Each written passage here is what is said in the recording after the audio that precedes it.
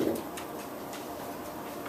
addition to tracking cellular telephone communication, agents can now subpoena internet providers to surrender records of emails that they judge suspicious.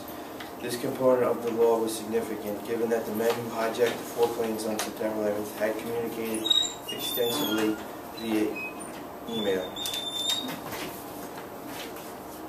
The Act contains many controversial areas, such as law enforcement's ability to direct a library or bookstore to provide them with information such as the titles of books an individual has purchased or borrowed, or the identity of individuals who have purchased or borrowed certain books. The Patriot Act allows investigators to use the tools that were already available to investigate organized crime and drug trafficking.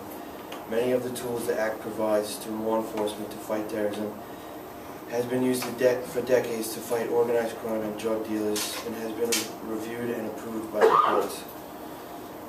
The Act allows law enforcement to use surveillance against more crimes of terror. Before the Act, courts could permit law enforcement to conduct electronic surveillance to investigate many ordinary non-terrorism crimes, such as drug crimes and mail fraud. Agents also could obtain wiretaps to investigate some, but not all, of the crimes that terrorists often commit.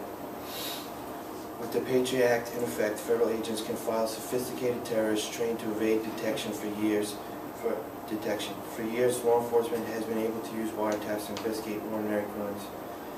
A wiretap can be authorized by a federal judge to apply to a particular suspect rather than a particular phone or communication device. Because international terrorists are sophisticated and trained to thwart surveillance by rapidly changing locations and communications devices such as cell phones, the Act authorized agents to use the same techniques in national security investigations to track terrorists.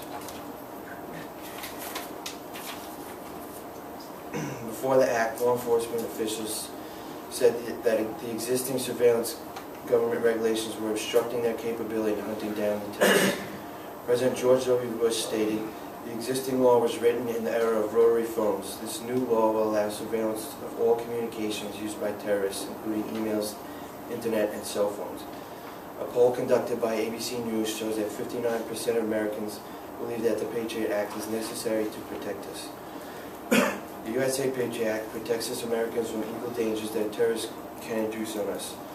The distress that it might cause some people to have is a small price to pay for the ability of our country to function. If we allow terrorists to continue to commit acts of evil on our country, none of us will have the rights to protect, because there will be none.